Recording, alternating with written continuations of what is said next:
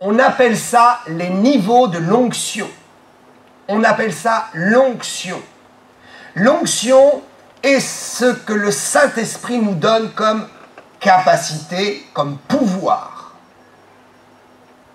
L'onction n'est pas le Saint-Esprit. L'onction est l'expression de ce que le Saint-Esprit fait, de comment il travaille avec nous, en nous. Ce qui se produit est extraordinaire. Quand vous avez reçu l'Esprit Saint, et je vous invite à rechercher l'Esprit, à demander que Dieu vous baptise de son Esprit. À ce moment-là, trois réalités s'opèrent. L'onction du salut, puisque vous avez accepté Jésus, le Saint-Esprit vient en vous, il habite en vous, et il garantit votre salut. Il vous donne des certitudes. Il y a des gens qui servent Dieu, vous leur posez la question, est-ce que tu es sûr d'aller au ciel et d'être sauvé, de ne pas aller en enfer? Ils vous diront non. C'est une catastrophe. S'ils ont reçu l'Esprit en eux, ils ne peuvent pas dire non. Parce que quand nous avons l'Esprit nous garantit l'onction du salut.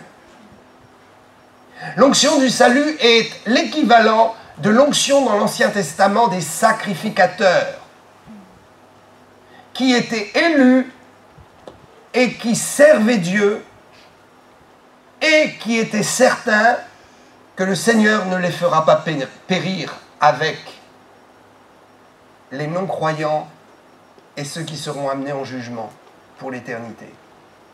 L'onction du salut et du service sont un seul. Nous sommes sauvés pour servir.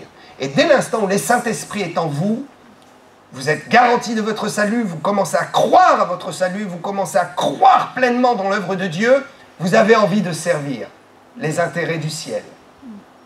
Votre mentalité change et vous ne cherchez plus simplement à ce qu'on vous serve, mais la notion de servir les autres commence à prendre place en vous et le bonheur de pouvoir dire « Oh, je vais expérimenter ce que c'est que de donner, de servir. » Car Dieu dit, il y a plus de joie dans cela.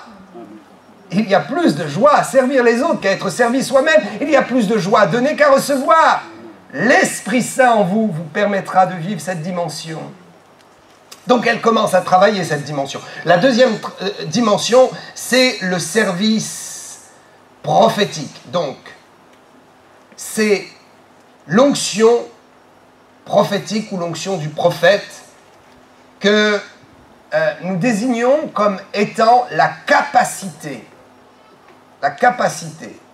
d'amener la parole de Dieu dans ce monde, la capacité de dire la vérité, la capacité de convaincre, la capacité d'être une grâce et de manifester les miracles de Dieu.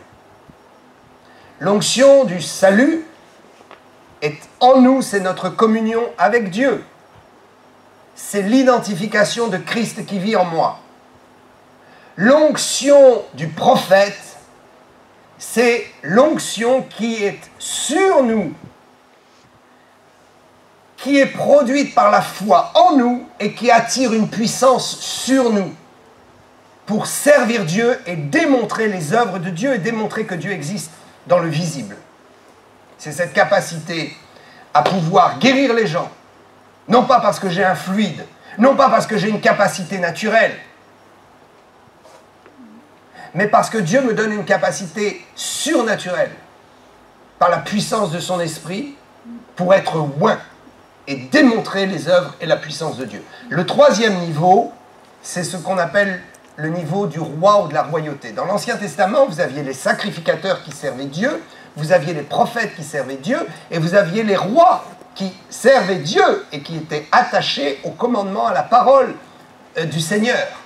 Ils gouvernaient Israël avec le pouvoir religieux et la capacité religieuse. C'est ainsi que nous trouvons dans l'Ancien Testament trois catégories de personnes qui manifestaient ce qu'on appelle la puissance de l'Esprit de Dieu, qui manifestait l'onction. C'était donc les sacrificateurs, les prophètes et les rois. Mais depuis que Jésus est mort à la croix, ces trois onctions sont disponibles maintenant pour tout le monde. Avant, c'était juste une élite. Le peuple n'avait pas accès à ces puissances. Ils étaient couverts par ces puissances, ils étaient protégés par ces puissances, du sacrificateur, du prophète et du roi, mais ils ne pouvaient pas expérimenter eux-mêmes la grâce qui reposait sur ces trois types de personnes, ces trois catégories. Mais depuis Jésus, le Saint-Esprit est répandu sur tous. C'est cela la bonne nouvelle. C'est cela la grande nouvelle. C'est cela la grande différence entre la loi et l'esprit, la grâce et la loi. C'est là la grande différence entre l'alliance qui a vieilli, qui est passée, et la nouvelle alliance en Jésus-Christ. C'est là la puissance du sang de Jésus qui nous rend chacun pour notre part capable d'accéder à l'onction dans son intégralité, à la plénitude de Dieu, à la communion avec Dieu, sans aucune retenue et aucune restriction.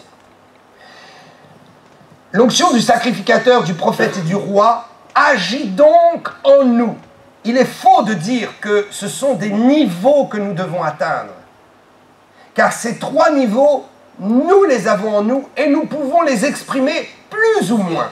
Et il est vrai qu'il est plus difficile d'exprimer souvent et d'être dans une expression quasi permanente de l'onction royale que de l'onction du salut.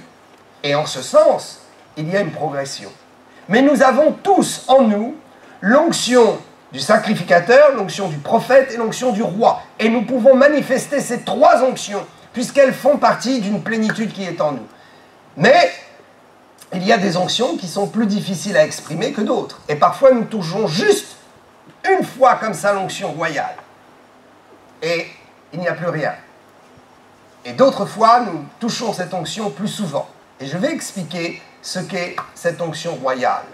Et vous verrez que vous-même, ayant reçu l'Esprit Saint en vous, ayant reçu Jésus en vous vivant, ayant connu ce qu'est la nouvelle naissance et la conversion, vous allez vous dire, ouais, c'est vrai que l'onction royale, je l'ai déjà expérimentée.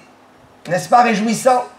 Mais ce que Dieu veut, c'est que nous l'expérimentions et que nous la diffusions et que nous vivions de cette onction le maximum de notre temps.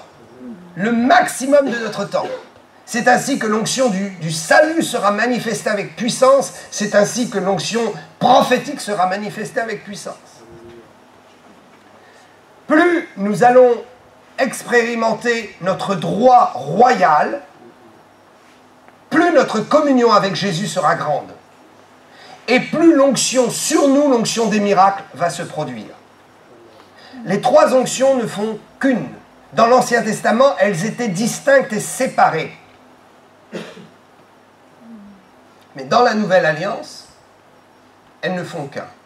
Le roi pouvait manifester, participer au service sacerdotal, il pouvait participer à l'onction prophétique, mais le prophète ne pouvait pas être roi. Et le sacrificateur ne pouvait pas être prophète, et encore bien moins roi. Mais pour nous, nous pouvons manifester la plénitude. Être certain de son salut, montrer que Dieu est avec nous et faire des miracles. Oui, vous pouvez le faire. C'est la vie du chrétien. C'est l'objectif. C'est ce à quoi Dieu nous appelle. Pouvoir faire des miracles dans cette vie. Pouvoir vivre des miracles. Et il y a des miracles qui sont aux yeux des hommes petits et d'autres grands. Mais le miracle est le miracle. Si vous êtes malade et que vous expérimentez pour vous-même votre guérison, n'est-ce pas un miracle? Si vous êtes dans la faillite et que vous priez et que vous croyez que la plénitude du Saint-Esprit en vous va vaincre l'esprit de pauvreté et va vous donner la prospérité, et vous le vivez, c'est un miracle, n'est-ce pas? Le miracle, ce n'est pas forcément de lever un paralytique de sa chaise, ou de guérir un malade du cancer ou d'une maladie incurable. Ce n'est pas forcément de ressusciter un mort. Le miracle, c'est ce que le monde ne peut pas produire. C'est ce que vous ne pouvez pas produire. C'est ce qui vous liera toute votre vie si vous n'avez pas l'esprit en vous. Et il y a des gens qui, à cause d'une petite chose insignifiante, gâchent toute leur vie. Et si vous ôtez cette petite chose insignifiante, pour eux, ce sera un miracle. Donc il faut être simple. Et il faut remercier le Seigneur pour toutes les grâces qu'il nous donne. Alléluia. Alléluia.